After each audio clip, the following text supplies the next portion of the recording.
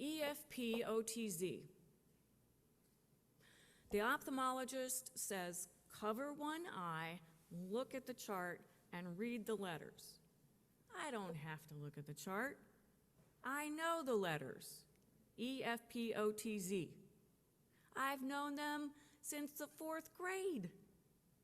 I've worn glasses, multifocal contact lenses, reading glasses on top of those, and now extra distance lenses for driving at night. EFPOTZ. I need something better than that. But still, I know that there are things I cannot see. What I get so much from this story about Bartimaeus is the joy and sheer delight.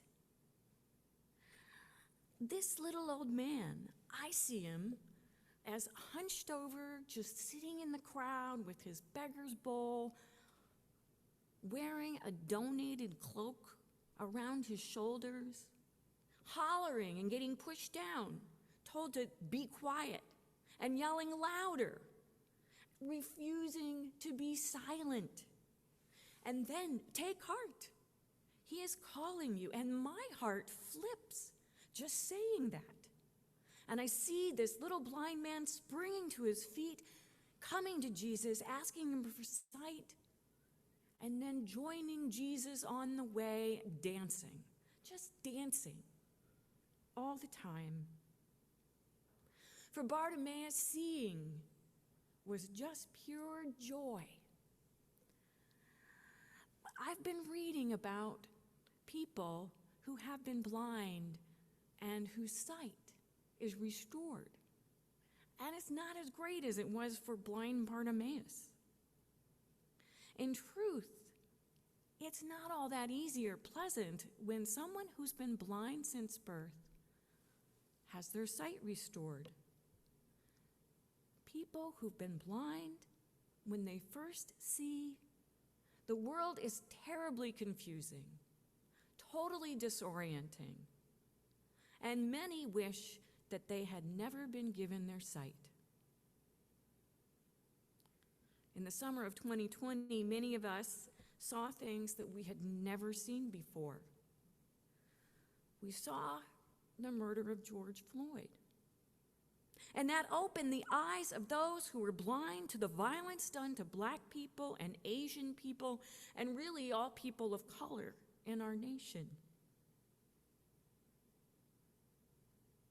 I had an amazing conversation with Pastor Tim Warner, an African-American man serving a white church, and he said, it's as we have been swimming in a racist world, and just now, white people's eyes are being opened to what has been here all along. The violence, injustice, the inequities in healthcare and housing is just so much embedded in our lives that white people could not see it.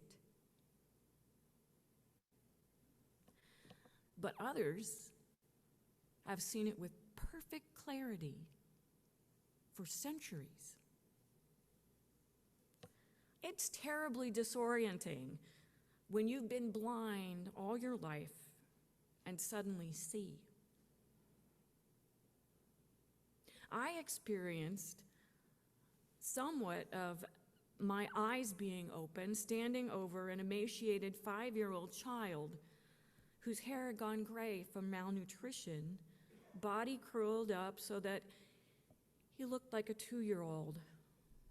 I'd never seen starvation before. And there are certainly times I wish my eyes had never been opened. But our eyes have been opened, and we cannot see, we cannot unsee what we have seen.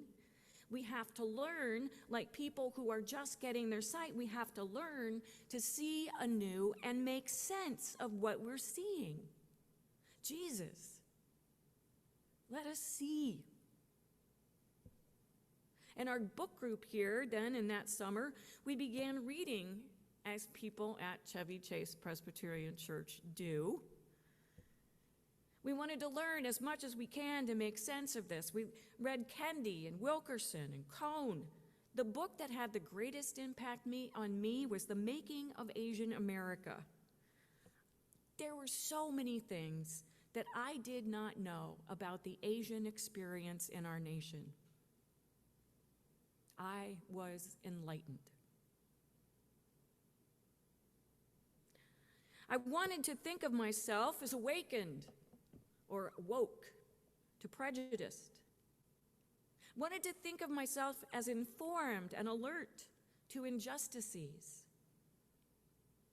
And while I am aware of some of my missteps and microaggressions, those little unintentional actions that make a huge impact, I need my teenage daughters to help me understand what's okay and what's not okay. I have felt shame at what I've done. I have been afraid to approach people for fear of saying the wrong things.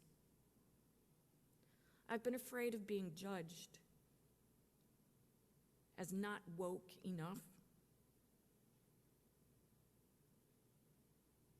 I've been told that I have shied away from engaging with people of color here in the church and not even being aware. So I have to say, with Bartimaeus, Jesus, Son of David, have mercy on me. Let me see. Open my eyes to my own bias. Teach me how to see again. And more than, I think, helping us see the bias, we also need the imagination, the eyes of our souls, to be able to see God's kingdom, to be able to see the justice and the love that God desires, because that's really faith. We've got to have that imagination. I think blind Bartimaeus could see better than anybody. All through the chapters before we get to blind Bartimaeus, Jesus' disciples have proved themselves unable to see what Jesus is getting at. The perfect example is Jesus explains to them, if you are going to be great, you have to get down on the ground, lean down, and serve the little ones. And immediately after that, James and John are arguing over who's the best and who's going to sit at the right hand of God in heaven. And Jesus wants to tear his hair out. They are blind. Over and over and over again, they do not get it. But I think the faith of Bartimaeus was that ability to imagine, seeing, and already knowing that Jesus had something to offer on the way, some beauty, some joy in the hungry being fed, and the poor receiving help and no longer being poor. There is those eyes of faith. At this moment in history, the church is called, yes, to ask Jesus, have mercy on us. Let us see. And that helps by knowing that we need help, knowing that we have to have compassion for each other, and we have to recognize that we don't see it all, that we have more to learn, that we need the humble hearts and open ears. Our racial justice inclusion ministry is working diligently. Coming weeks will join in their work of how we best in this church can learn.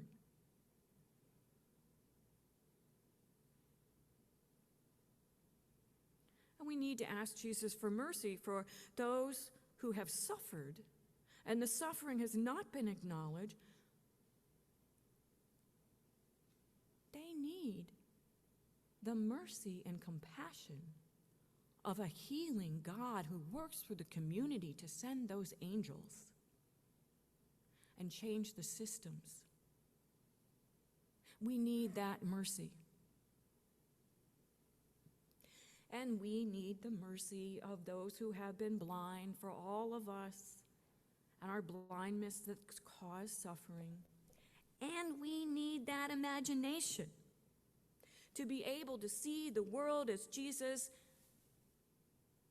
wants it to be.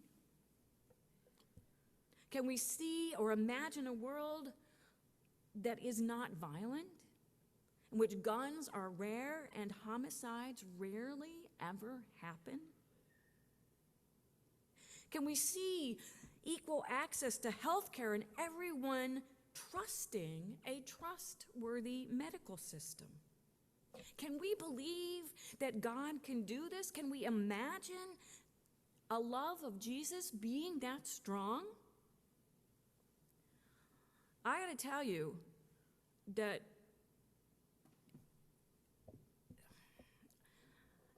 Heineken produced a short film commercial that just shows so much hope. Maybe you've seen it. It's part of Open Our World, and it brings together people, real people, of vastly different perspectives. You hear one person say, climate change is a hoax, and the next person say, climate change is the most urgent crisis facing our world. And then you get, feminists are man-haters. We need women to have our babies. And the next, a woman stands up and says, I'm a proud feminist, and I will continue to work for justice for women. And the next person stands up and says, men should be men and women should be women. And the next person says, I am transgender. I am a transgender woman. That's just me. And I'm sure you may have seen this where they're put together, the two people with the vastly different viewpoints on the world, and at first they're asked to build something, put together pieces, somehow box of, they don't know even what it's going to be. And after they work on that a little bit, then they have a series of questions. How would people describe you? And they have to talk about how people would describe them. And then they have to say, what do you think we have in common? What traits or characteristics do you think we have in common? And you see them start to like each other. And then they go back and to these couples together, they show the film clips of what they said before they met the other person.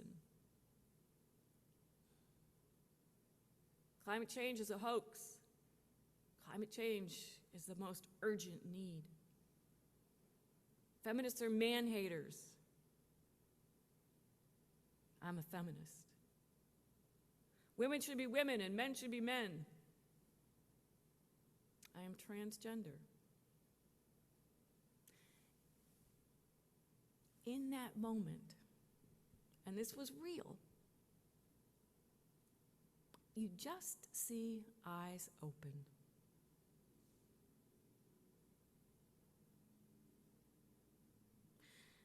And because it's Heineken, they say, do you want to talk and learn more about each other over a beer? And they all stay because they want to know more. They've seen things for the first time and it's confusing. They don't know what to make of it, so they sit there together and they talk. They want to learn. In this, I see mercy. I see Jesus. I see Bartimaeus. And of course, it's a beer commercial, but it's given people real hope.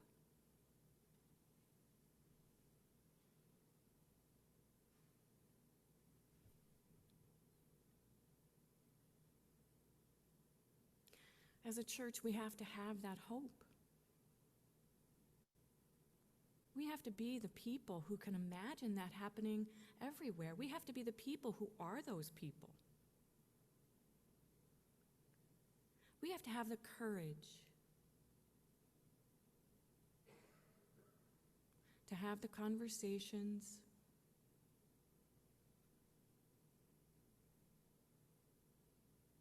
isn't that what church is? Where we practice our faith, where we practice listening, where we practice being courageous, where we practice learning, where we practice seeing God's kingdom, where we practice imagining that God can do more than we can ask or imagine. That's what it means to practice our faith, and that's why we are here, to practice.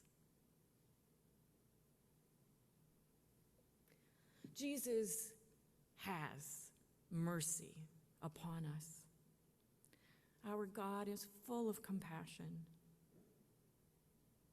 And by God's grace, we will see God's vision for the world. Jump up with excitement and delight and joy. Throw off the old worn-out cloaks.